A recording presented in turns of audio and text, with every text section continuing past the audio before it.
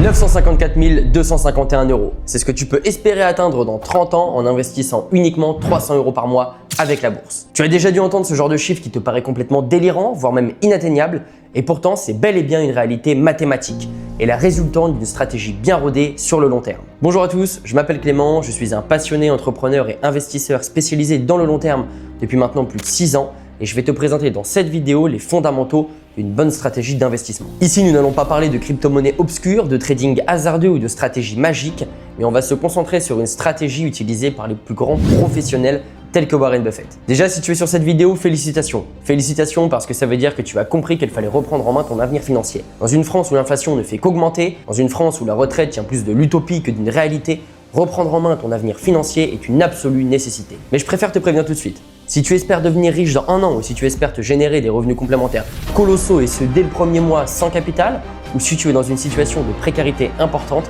alors cette vidéo n'est pas faite pour toi et je te conseille de fermer cette page. Par contre, si tu es motivé à te construire un patrimoine solide et que tu ne sais pas par où commencer, que tu es perdu dans la masse d'informations qu'on peut retrouver sur internet ou sur les réseaux, alors reste sur cette vidéo et sois attentif car ce que je vais te dévoiler pourrait bien changer ta trajectoire. On va donc revoir ensemble les fondamentaux et les bases d'une bonne stratégie d'investissement. Parce que soyons honnêtes, cette situation ne peut plus durer, j'irai même plus loin, elle ne doit plus durer.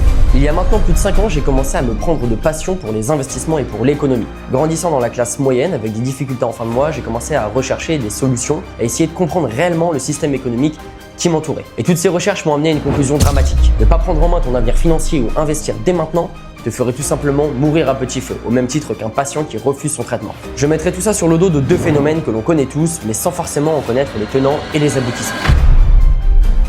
Le premier, c'est l'inflation, un terme que l'on te ressort à tout va et qui est pourtant un danger invisible déjà en train de détruire ton épargne. L'inflation, c'est la perte de pouvoir d'achat de votre monnaie. Concrètement, ça veut dire qu'avec le même billet, tu peux acheter moins de choses qu'avant. Prenons un exemple un peu plus parlant. Ce graphique te montre l'évolution du prix d'une baguette en 50 ans. Il y a 50 ans, une baguette coûtait environ 9 centimes. Aujourd'hui, elle coûte plus d'1 €. Autrement dit, en 50 ans, l'inflation a divisé par 50 ton pouvoir d'achat. A contrario, un bon investissement aurait lui multiplié ton pouvoir d'achat par 122. Mais on va prendre des chiffres un petit peu plus concrets pour comprendre l'ampleur du désastre. Mettons qu'il y ait 70 ans, tu aies épargné 10 000 € sur un compte courant. Aujourd'hui, il ne vaudrait plus que l'équivalent de 200 € en pouvoir d'achat réel. Ton argent s'est juste évaporé. Maintenant, prenons le même capital, plaçons-le pendant la même période, mais à un taux de 6,6% en investissement. Aujourd'hui, tes 10 000 € représenteraient plus de 1 067 000 €. Et retiens bien ce chiffre de 6,6% car nous y reviendrons plus tard. Le point essentiel qu'il faut comprendre en parlant de l'inflation, c'est que de l'argent qui dort, c'est de l'argent qui meurt. Alors j'en entends déjà certains au fond de la classe qui vont me dire oui mais Clément, le livret A existe, il est à capital garanti et il bat l'inflation. Donc c'est la solution. Eh bien ça, c'est encore une fois fondamentalement faux et historiquement faux. Certes, votre capital est garanti, mais le taux du livret A fluctue constamment. Et quand on compare sa performance nette d'inflation, le résultat est flagrant. Le livret A ne vous protège pas de l'inflation. Au mieux, il va limiter la casse, au pire, il va vous faire perdre du pouvoir d'achat en toute sécurité. Mais l'inflation n'est pas le seul poison pour ton épargne et pour ta sécurité financière. Il en existe un second, la retraite. J'ai pris la problématique de la retraite au sérieux très tôt et tu devrais en faire autant. Pourquoi? Parce que la retraite par répartition telle qu'on la connaît actuellement est une espèce en voie d'extinction. Je m'explique. Ce système n'est pas basé sur une épargne créée par l'État qui va directement vous desservir, mais c'est un transfert de richesse immédiat entre les travailleurs et les retraités. Les travailleurs d'aujourd'hui cotisent pour payer la retraite des retraités d'aujourd'hui. Le problème est simplement mathématique. Dans les années 60, il y avait 4 cotisants pour un seul retraité. Autrement dit, 4 travailleurs qui cotisaient pour payer une seule retraite. Aujourd'hui, la pyramide s'est inversée. Il n'y a plus 4 cotisants, mais seulement 1,7 cotisants pour payer une seule retraite. Nous vivons plus longtemps et il y a moins d'actifs. Résultat, l'équation est impossible à résoudre sans faire de compromis. Et l'État n'a que 3 leviers qu'il peut activer pour faire ces compromis. Le premier, augmenter les cotisations. Ça veut dire que ton salaire va diminuer. Le deuxième, baisser les pensions. Mais ça veut dire qu'à la retraite, tu toucheras encore moins. Et le dernier levier, augmenter l'âge de départ à la retraite. Ça veut dire que tu vas travailler plus. L'âge légal de départ à la retraite est sans cesse repoussé. Aujourd'hui, nous sommes à 64 ans et les gens partent de plus en plus tard à la retraite. Mais en plus de ça, si tu souhaites bénéficier d'un taux plein, tu vas devoir attendre 67 ans pour partir à la retraite. Et d'ailleurs le taux, parlons-en. Il y a 30 ans, le deal était simple. Lorsque tu partais à la retraite, tu partais avec 75% de ton salaire. Aujourd'hui, ce n'est plus du tout le cas. Si tu pars à la retraite, tu pars avec 57% de ton salaire et si tu es cadre, tu partiras même avec moins de 50% de ton salaire. Le calcul est vite vu. Tu gagnes 2 000 €, lorsque tu arriveras à la retraite, tu repartiras avec 1 100 €. Et si tu gagnais 4000 euros, félicitations, tu passeras le reste de ta vie à gagner 2000 euros. Ton niveau de vie vient d'être divisé par 2 du jour au lendemain. Alors la vraie question, c'est pas de savoir si tu auras besoin d'argent en plus, mais de savoir comment faire pour combler ce trou. Je pense que tu commences concrètement à voir le problème. Épargner te fait perdre de l'argent, l'inflation détruit ton cash, et dans quelques années, tes 1000 euros n'en vaudront plus que 100. Ajoute à ça un âge de départ à la retraite qui recule sans cesse et qui semble même inatteignable pour les jeunes générations, une pension qui fond comme neige au soleil, et tu arrives à un point où tu peux honnêtement te demander quel est l'intérêt de continuer à travailler si mon argent s'envole sous mes yeux. À quoi bon si tu sais pertinemment qu'une fois arrivé à la retraite, ta vie ne sera pas plus simple mais simplement 2 fois plus dure financièrement. Ne rien faire aujourd'hui, c'est signer un pacte avec la précarité. C'est accepter de se dire que les fins de mois seront de plus en plus difficiles année après année, que les prix augmentent en n'ayant aucune possibilité de riposter. C'est également accepter que le moindre imprévu vienne te mettre un coup de massue sans possibilité de te relever. Et enfin, c'est finalement attendre un jour qui n'arrivera peut-être jamais, la retraite, et même si elle arrive, à quel prix ? Après une vie d'effort, tu finiras avec des revenus 25 à 50% inférieurs à ce que tu avais avant. Ton niveau de vie qui ne faisait déjà que baisser vient tout simplement de recevoir le coup de grâce. Ce constat brutal, je l'ai fait il y a maintenant plus de 5 ans lorsque j'étais agent immobilier. Je voyais des gens acheter, vendre, s'endetter et finalement j'ai réalisé que la grande majorité naviguait à vue. Sachant pertinemment que l'économie n'allait pas s'améliorer comme par magie, j'ai pris une décision radicale. Il fallait que je mette en place un système qui me permettrait de me dire que l'inflation ce n'est plus mon problème et que lorsque le jour de la retraite arriverait, elle ne serait pas assurée par l'État, mais elle serait assurée par moi-même. Je voulais, lorsque le jour J arrivera, lorsque le couperet de la retraite tombera, me dire « c'est bon, je suis tranquille et jusqu'à la fin ». Avant ça, mon avenir financier, c'était simplement du doute, de l'anxiété, du stress. Mais il fallait que je trouve autre chose. J'ai refusé cette fatalité. Alors j'ai commencé à creuser. Je me suis renseigné, j'ai analysé des thèses, des prix Nobel, des gestionnaires de fortune et j'ai écouté et lu ce que faisaient les plus grands investisseurs de ce monde. En fait, je cherchais un critère avant tout, la faisabilité immédiate. L'immobilier, intéressant, mais trop lourd, trop de capital de départ, trop compliqué à gérer et souvent avec des rendements un petit peu trop faibles. La crypto-monnaie, intéressante, mais bien trop volatile et surtout bien trop incertaine pour baser toute ma vie dessus. Mais une solution est apparue comme une évidence, la bourse.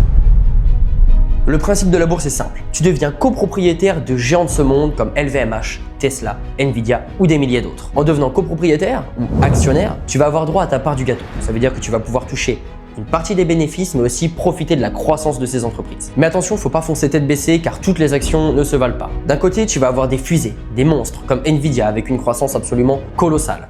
Mais de l'autre, tu peux aussi avoir des entreprises de renom extrêmement connues par absolument tout le monde, telles que Orange, mais qui pourtant ne sont toujours pas rentables même après des vingtaines d'années. Si tu prends le cas d'Orange, même pour les investisseurs qui ont acheté en 97, donc il y a maintenant près de 29 ans, ils ne sont toujours pas rentables. De manière générale, les chiffres sont formels. La bourse, par le biais des actions, est l'investissement roi. Sur 40 ans, elle a généré 12,9% de performance. C'est même devant l'immobilier parisien de plus de 2% et on élimine même toutes les barrières à l'entrée. Pas besoin de crédit, pas de frais de notaire, pas de locataire à gérer. Alors j'en entends certains me dire que 2% c'est rien du tout. Mais gardez ça en tête, on y reviendra plus tard. Revenons à un point essentiel. Rappelle-toi, tout à l'heure je t'ai dit qu'en investissant 10 000 euros sur 70 ans à un taux de 6,6%, tu multiplierais ton pouvoir d'achat par 122. Eh bien, je me suis basé sur la performance annuelle de la bourse, 6,6%. Ce chiffre ne sort pas de nulle part. L'un des grands avantages de la bourse, c'est qu'on a un recul historique colossal dessus. Le graphique que tu vois à l'écran est un graphique qui reprend la performance annualisée de la bourse depuis 1801. On a maintenant plus de 200 ans de data sur la bourse. Et la performance qui en est ressortie est donc de 6,6%. Ça traverse les guerres et ça traverse les crises. La raison pour laquelle la bourse est aussi intéressante et résiliente, ce sont les intérêts composés. Alors déjà, qu'est-ce qu'un intérêt? C'est tout simplement lorsque tu vas avoir un rendement, mettons 10% de 10 000 euros, tu vas pouvoir te retirer 1 000 euros. Ces 1 000 euros, ce sont tes intérêts. À gauche, on a donc des intérêts simples. Ça veut dire que chaque année, tu retires ces intérêts et tu les gardes en cash. À droite, on a des intérêts composés. Ça veut dire que les intérêts ne sont pas sortis, mais directement réinjectés et réinvesti automatiquement. Dans chacun des cas, on va avoir 10 000 euros de capital initial avec une performance annuelle de 10%. La première année, on va donc avoir 11 000 euros, mais on les retire. La deuxième année, on va encore générer 11 000 euros et on retire 1 000 euros. Etc., etc., etc. Avec des intérêts simples, au bout de 10 ans, on a donc généré 10 000 euros d'intérêt. Notre capital final est donc de 20 000 euros. À droite, c'est un petit peu différent. Les intérêts, on ne les sort pas. On les réinjecte directement dans le capital pour qu'ils soient réinvestis. Au bout de 10 ans, la différence est de près de 6 000 euros entre intérêts simples et intérêts composés, soit plus de 60% de performance pour les intérêts composés. Revenons maintenant sur les deux petits pourcents dont on a parlé tout à l'heure, que tu trouvais un petit peu négligeables, mais qui sont pourtant bel et bien catastrophiques si tu ne les as pas. Et bien là, encore une fois, c'est à cause des intérêts composés. En fait, les intérêts composés vont rendre tes investissements exponentiels. C'est ce qui fait qu'une stratégie sur 10 ans ou 20 ans à 12% n'aura absolument pas les mêmes résultats qu'une stratégie à 10% ou à 8%. Pour Pour que tu comprennes bien l'impact que 2% peuvent réellement avoir, je t'ai fait un graphique. Sur ce graphique, tu vas retrouver 3 courbes. La seule variable qui va changer, c'est la performance de la stratégie. La première est à 12, la deuxième est à 10% et la dernière à 8%. Le capital initial et la durée d'investissement sont les mêmes et pourtant les résultats complètement différents. La stratégie à 10% a une moins-value de 230 000 € par rapport à celle à 12. Et enfin, le pire de tous, la stratégie à 8% a elle une moins-value de 370 000 € par rapport à la première. La raison est simple, une mauvaise stratégie, des choix hasardeux ou simplement l'ego qui nous fait penser que c'est bon, ma stratégie est parfaite. Et la conséquence, c'est quelques pourcents en moins et in fine sur 30 ans, parfois jusqu'à 400 000 € de moins-value. Alors à ce stade, tout doit te sembler beaucoup plus cohérent et surtout essentiel à mettre en place. Mais comme beaucoup de personnes, lorsque j'ai commencé, j'étais encore étudiant et j'avais peu de revenus. Alors c'est dans un sens extrêmement intéressant de commencer tôt puisque tu fais jouer les intérêts composés beaucoup plus tôt. Mais c'est vrai qu'une question revient très souvent, comment faire pour investir si je n'ai que très peu de revenus? La réponse est peu importe tes revenus.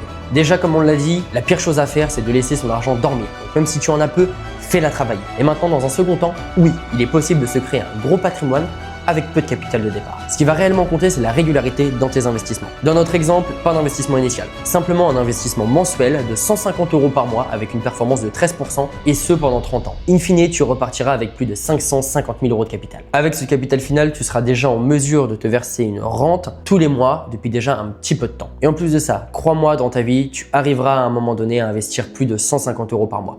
Donc ta croissance sera encore plus exponentielle. Alors maintenant, tu sais que tu peux investir, mais tu peux aussi te poser la question, est-ce que c'est le bon moment pour investir? La vérité, c'est que peu importe, tu trouveras toujours 30 bonnes raisons de ne pas investir, de te dire non, là ce n'est pas le moment, le marché n'est pas idéal, j'attends encore un peu. Et malheureusement, cette réflexion et attendre encore et encore sans cesse serait probablement la pire erreur de ta vie. Ce graphique réalisé par l'un des plus gros assureurs français, Linksea, représente tout simplement sur 30 ans, chaque année, une bonne raison de ne pas investir par rapport au marché. On trouve le mercredi noir en 92, la crise financière asiatique en 98 ou encore la guerre en Ukraine en 2022. Mais la vérité, c'est que malgré toutes ces crises qui auraient pu mettre à mal la bourse, sur ces 30 années, elle n'a jamais cessé de croître et d'augmenter. Si on reprend ce même graphique de Linksea, on peut aussi remarquer que malgré toutes ces crises, sur ces 30 années, la bourse a fait un x10. Mais on va prendre un peu de recul parce que 30 ans, c'est un peu short et on veut un constat plus global. On veut être sûr de ce que l'on fait. Alors pour ça, on va analyser tout simplement le graphique du Dow Jones, l'indice américain le plus vieux du monde qui suit les 30 plus grosses capitalisations américaines. Et pour ça, on va avoir des datas jusqu'à 1896. Et si on prend du recul sur cet indice-là, eh bien le constat est exactement le même mais sur 130 ans. Peu importe les crises économiques, peu importe les guerres, voire même les guerres mondiales, la bourse sur le long terme ne cesse de croître. Alors quel est le meilleur moment pour investir? Eh bien une fois de plus, on ne va pas réinventer la roue. On va reprendre simplement les mots des plus grands investisseurs. Le meilleur moment pour investir, c'était hier. Et si tu l'as raté, c'est aujourd'hui. Et cette phrase soulève un facteur clé, le temps.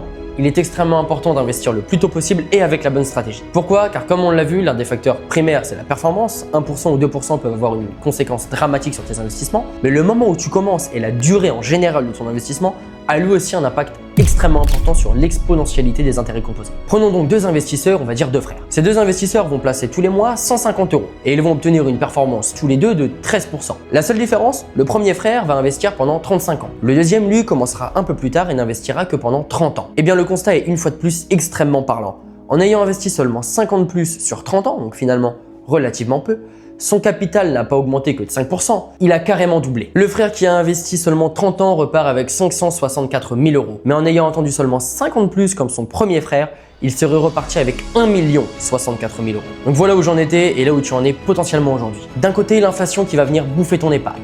De l'autre, la retraite, un système bancal qui probablement n'existera plus quand tu seras en âge d'en bénéficier et même s'il persiste, divisera ton train de vie par 2 ou par 3 au moment de la retraite. À côté de ça, la bourse, un système centenaire, historiquement rentable et basé sur la croissance concrète des entreprises. Tu as pleinement conscience qu'il faut commencer le plus tôt possible avec une stratégie optimisée et surtout que tu peux commencer peu importe ton capital, mais simplement faire travailler ton argent. L'important est donc de se lancer, mais dans les bonnes conditions. Et bien c'est exactement là que j'ai commis ma première erreur. J'ai fait confiance à mon banquier. Résultat, une moins-value colossale à cause d'une seule chose, les frais. Le fait est qu'une banque physique est une entreprise comme une autre dont sa rémunération va majoritairement venir des frais qu'elle va t'imposer. En plus de ça, ajoute tout simplement que la banque va essayer de te vendre des produits dérivés sur lesquels les banquiers vont être mieux commissionnés et finalement, le résultat, c'est une moins-value énorme. Alors tu vas me dire en quoi 1 ou 2% de frais sont un problème pour ta stratégie? Eh bien ça rejoint tout simplement la performance. Les frais sont en réalité une moins-value directe sur ta performance. Et sur le long terme, ça fait des sommes immenses. Dans notre exemple, on va reprendre le frère de tout à l'heure. 150 € par mois, 13% de performance pendant 35 ans.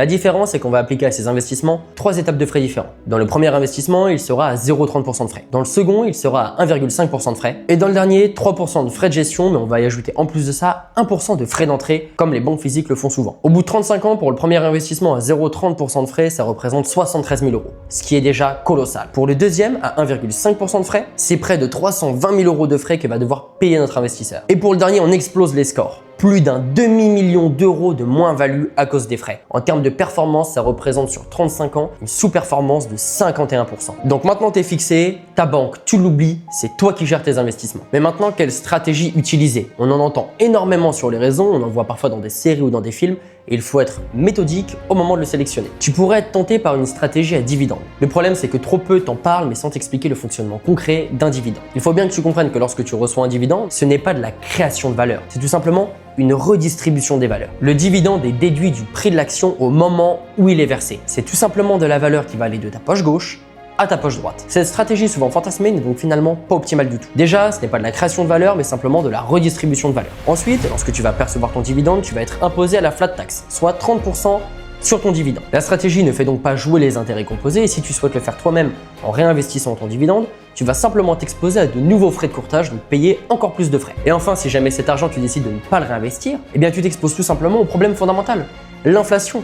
Ton argent ne travaille pas, il dort, donc il perd de sa valeur. Alors on entend aussi souvent parler de stratégies un petit peu plus agressives, notamment le trading. Mais la réalité est très souvent moins glorieuse que ce que l'on entend sur les réseaux sociaux. On nous va te vendre des résultats absolument magnifiques et des gains trop souvent inatteignables. Une étude réalisée par la Spiva, donc la société qui a tout simplement créé l'indice du Dow Jones et du S&P 500, sort chaque année. Et cette étude va tout simplement comparer des fonds de gestion actifs avec leur indice de référence. Par exemple, aux États-Unis, 88% des fonds actifs qui effectuent donc du trading ne parviennent pas à battre le simple indice de référence S&P 500. Ça veut dire qu'en investissant simplement sur le S&P 500, tu es déjà plus performant que tous ces fonds professionnels. En France, l'AMF, l'autorité des marchés financiers, a également réalisé une étude sur les particuliers cette fois-ci qui s'essaient au trading. Et le résultat est sans appel. Sur un échantillon de 15 000 personnes qui se sont essayées au trading, 89% d'entre eux ont perdu la totalité de leur capital. Alors est-ce une solution à évincer complètement?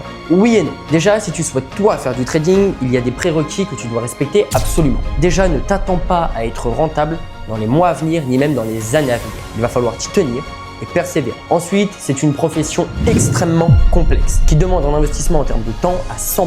Ça veut dire que si tu te lances, ce n'est pas une passion passagère, mais ça doit avoir vocation à devenir ta profession. Mais de manière générale, je te conseillerais de t'en écarter et de laisser les professionnels gérer à ta place. Maintenant, il faut trouver les bons professionnels.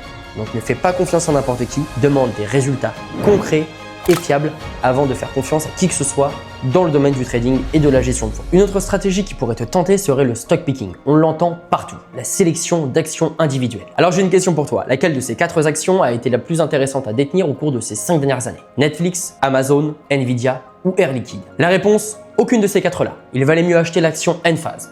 Et l'action Enphase, tu ne la connais pas, et c'est normal. Le stock picking soulève en fait un point extrêmement important à comprendre lorsqu'on parle d'investissement boursier. L'asymétrie des rendements. L'asymétrie des rendements, c'est un petit peu la loi de Pareto pour les marchés financiers. Elle signifie que seulement 20% des entreprises, donc une petite poignée des entreprises qui existent, contribuent à 80% de la performance globale du marché. En réalité, et comme l'illustre ce graphique, seulement environ un petit peu moins de 10% des entreprises qui composent le marché réalisent une performance supérieure à 1000%. Et ce sont ces entreprises-là qu'il nous faut détenir et que l'on veut posséder si on veut obtenir une bonne performance et une bonne sécurité dans notre portefeuille. Le fait est que personne ne peut prédire à 100% l'avenir et l'évolution future des marchés et d'une entreprise. Tu vas donc simplement exposer ton portefeuille à peut-être 10 entreprises à haut potentiel mais qui ne l'auront jamais. Ta performance va donc être extrêmement mauvaise, ta diversification également et la sécurité de ton portefeuille complètement à l'ouest. Alors quand on parle de stock picking, le jeu n'en vaut finalement pas la chandelle. Et il existerait bien une solution pour investir sur ces entreprises exceptionnelles à coup sûr, et cette solution, ça serait d'acheter tout le marché. Et c'est exactement pour cette raison qu'après de nombreuses recherches et de nombreux tests, je me suis dirigé vers les ETF. Alors tout d'abord, qu'est-ce qu'un ETF? Tout simplement un panier d'actions cotées en bourse que l'on peut donc acheter et revendre sur le marché. Il va majoritairement venir répliquer des indices existants comme le S&P 500, le MSCI World et beaucoup d'autres. Par exemple, investir sur l'ETF S&P 500 t'aurait permis de détenir Netflix, Amazon, Nvidia et aussi l'action Enphase. Pour faire simple sur la compréhension et le fonctionnement d'un ETF, on va simplement reprendre les mots de son père fondateur, du père fondateur des ETF, mais aussi fondateur de l'un des 3 plus gros fonds d'investissement au monde, Vanguard, John Bogle. John Bogle disait « Arrêtez de vouloir chercher l'aiguille dans la botte de foin, achetez tout simplement la botte ». Les ETF ont en fait été conçus pour justement pallier à tous les problèmes qu'on a évoqués depuis tout à l'heure. Les frais de gestion sont absolument ridicules, en moyenne 0,2 ou 0,3% de frais, et la performance est exceptionnelle. Un ETF S&P 500, depuis 1992, a connu une performance de 11,10% par an. Les ETF t'offrent également une sécurité extrêmement intéressante en te diversifiant à la fois au niveau géographique avec différents pays, mais aussi au sein des ETF, au niveau des secteurs d'activité des différentes entreprises. Ce que tu vois affiché à l'écran, c'est tout simplement la composition de l'ETF MSCI World, un ETF composé de plus de 1321 entreprises au sein de 23 pays complètement différents et qui couvre la totalité des secteurs d'activité possibles et imaginables. Mais en plus de ça, cette stratégie est complètement passive. Une fois mise en place, elle ne te demandera que quelques minutes tous les mois pour réaliser simplement quelques ajustements ou tes investissements. Et encore une fois, tout en étant passif et en te demandant peu de temps, tu parviendras à abattre la quasi-totalité des fonds professionnels. Je te dirige encore une fois vers l'étude de la SPIVA qu'on a vue précédemment, où 88% des fonds professionnels de gestion active ne parviennent pas à battre un simple indice comme le S&P 500. Et tout ça ne s'explique pas par magie ou parce que tu deviens le meilleur investisseur du monde, mais simplement parce que les ETF incluent une fonction auto-nettoyante. Ils vont automatiquement éjecter de leur indice les actions les moins performantes pour les remplacer par les actions avec la meilleure croissance. Les ETF doivent donc représenter les fondations et les bases de tes investissements. Mais attention, les ETF seuls représentent une base solide, une fondation solide. Mais il te manque encore les murs. Tu dois encore te diversifier au niveau des actifs. Certains ne joueront pas le même rôle dans ta stratégie. Tu dois également utiliser les bonnes enveloppes fiscales, utiliser les bonnes plateformes et surtout ajuster et pondérer ton portefeuille en fonction de ton profil, de tes projets, de tes objectifs. Et ça, je ne peux pas te l'apprendre dans une vidéo de 20 minutes. Et encore plus loin que ça, je ne peux pas le faire pour toi. Je ne peux pas te donner une marche à suivre qui ne te correspondrait pas. Ça serait simplement t'envoyer au pilori. Pour ça, tu as besoin d'être écouté, d'être accompagné et d'être guidé vers la stratégie qui te correspond le mieux. J'ai voulu dans cette vidéo retracer toutes les étapes par lesquelles je suis passé pour aujourd'hui avoir un plan d'investissement fiable et solide. Toutes les peurs et les contraintes auxquelles j'ai fait face, mais surtout toutes les peurs et les contraintes auxquelles tu fais probablement face aujourd'hui. L'incertitude de l'avenir, la peur d'un imprévu, le sentiment ou la peur de stagner, voire même de régresser financièrement, mais aussi l'incertitude de ma retraite. La peur de ne peut-être jamais en avoir ou alors si je l'ai, simplement faire un croix sur tout un pan de ma vie, m'être cassé le dos pour finalement quelques brindilles. Toutes ces inquiétudes, je les ai eues aussi. Et la solution est finalement beaucoup plus proche que ce que l'on pense. Par contre, il faut la mettre en place le plus tôt possible et surtout le plus proprement possible. Si toi aussi tu considères aujourd'hui que prendre en main tes finances, ton avenir financier, ta sécurité au global et préparer aujourd'hui la sérénité que tu auras demain est quelque chose de primordial, je te propose de t'offrir un audit pour analyser ta situation financière avec toi et voir quelle solution sera le plus adaptée à ton profil et à tes objectifs. Pour réserver ton audit, tu vas devoir cliquer sur le bouton en dessous de la vidéo et répondre à un questionnaire. Ce sont des questions essentielles pour qu'on puisse définir ensemble quelle solution est la plus adaptée à ta situation actuelle. Je te remercie d'avoir suivi les vidéos, j'espère t'avoir aidé et peut-être avoir répondu à certaines de tes questions, avoir posé des fondations pour tes futurs investissements et surtout, je te dis à bientôt, soit en vidéo, soit pour ton audit. Salut!